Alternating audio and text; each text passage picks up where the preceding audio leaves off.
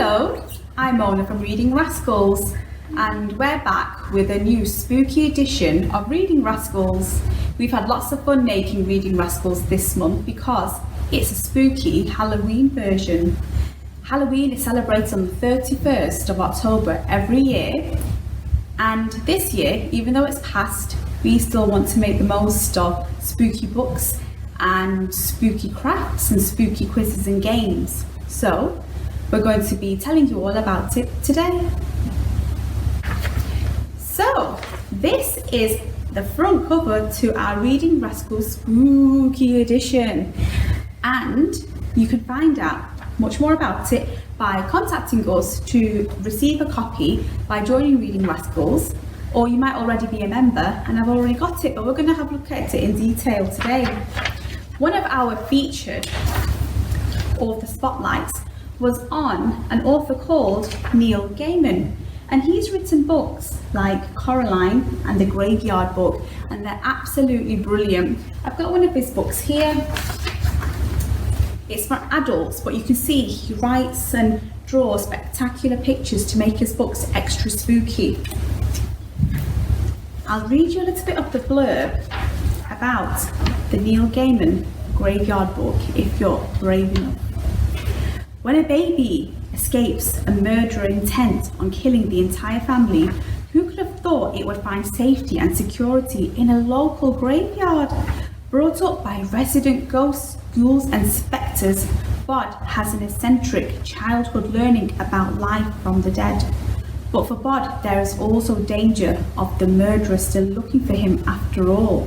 He is the last remaining member of the family. This is a stunningly original novel, deftly constructed over 8 chapters. And the question is, will Bod survive to be a man? You can get that book from Manchester Libraries. Okay, so that was Mona talking about The Graveyard Book, which I've read, and it is an amazing book to read, so I would definitely recommend it. On our activity sheets for our spooky edition, we do have some information about the authors that we've chosen. So we've also, the author I'm going to look at is Derek Landy, who wrote the Skullduggery Pleasant book. So I'll just read some of the blurb. Meet the great Skullduggery Pleasant, wise-cracking detective, powerful magician, master of dirty tricks and burglary, in the name of the greater good, of course. Oh yeah, and dead. Then there's his sidekick, Stephanie. She's 12 years old. With a pair like this on the case, evil had better watch out.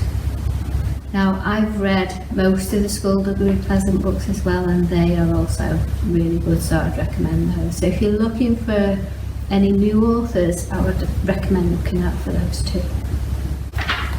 Well, I'm going to tell you about the book that I've been reading for our Reading Rascals book review. It's a book called The Boy Who Was It and Other Scary Tales by Michael Dahl. Michael Dahl is a really good, scary and spooky author. He writes a series called The Library of Doom, and they're the first books that I read by him, and that's when I fell in love with reading stories about the Library of Doom because it was so frightening. And also I work in the library, so I'm going to tell you a little bit about this book here, The Boy Who Was It. So it's about a game of tag 2 children start playing one day, and all of a sudden a child called Mateo goes missing and they don't know where he is. But they found out that if you are it, you will transform into something very frightening. And when little Mateo obviously goes missing, the children worry about who is going to be the next victim. But they only discover that the truth might be scarier than what they thought. So we follow Mateo in this story, and there's lots of other stories in there as well. And you can get this book from our library, and I'll just show you the front cover in case you can't see it. The story that I read this month for our spooky theme was an Amelia Fang book, which is about a girl called Amelia Fang, and she's a vampire and she has different adventures. So the one I read was Half Moon Holiday, and it's the first Amelia Fang book. So there are other ones in the series. I've got one here to show you today. It's a good read. What I really like about these books is the illustrations in them. So the one I'm going to show you is called Amelia Fang and the Lost Yeti Treasures.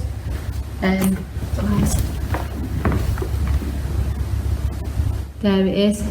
I love the illustrations on these. There's lots and lots of illustrations inside the book. So it's funny, it's broken up with illustrations. It's just a great one to have a go at. So if you're stuck for a series of books that you want to read a few of, then you could maybe choose Amelia Fang, and these books are all in our library. Each month we do a list of recommended books that fit with our theme. So because we're in the library today here, we chose some books from this library just to show you some of the books that would fit into our theme, and we've put them on this shelf here.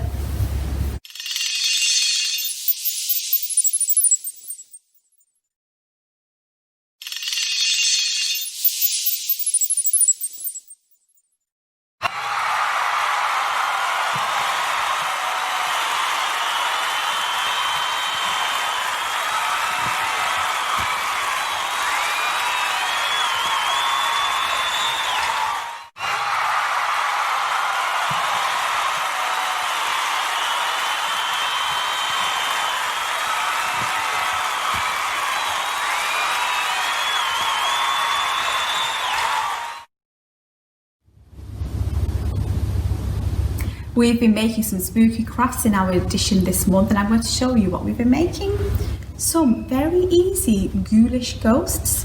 That one's been made out of tissue, and if you don't have tissue, you could make one out of paper, and I'm going to show you next how to do that. So for this, you need a tissue, a rubber band or a ribbon, and a marker just to make some eyes. So for this, you can use another tissue, and you just need to put your fingers inside just to make a ghoulish ghost. And in this bit you can stuff some tissue or some paper just to give it a solid head like this, but if you don't want to do that, that's fine. And then you're going to scrunch the middle and use a rubber band or a ribbon to make its neck. So this has got quite a small face. Maybe we can just pull that out a little bit, and that's the shape of your body for your ghoul. And next, what you need to do is just draw some eyes on him. So we're going to make this a friendly one. Just draw an eye there, and a smiley face. Oops, I'm not doing this very neatly, but I'm sure you will. And then once that head is stuffed a little bit, it will look much better like this. And then can you see I've got different size tissues as well, so that depends on how big it will be, and you can just hang these up or just sellotape them down anywhere you like. So enjoy making those. And again, we've got the one that we made from paper in case you don't have any tissue. Okay, we've got a competition each month as well, and this month's competition is for this collection of spooky stories on here. It's called A World Full of Spooky Stories, so you've got a chance of winning that by entering our competition. And all you need to do, you've got 3 choices. You can either write a spooky book review, you could try our quiz, or you could write a spooky story.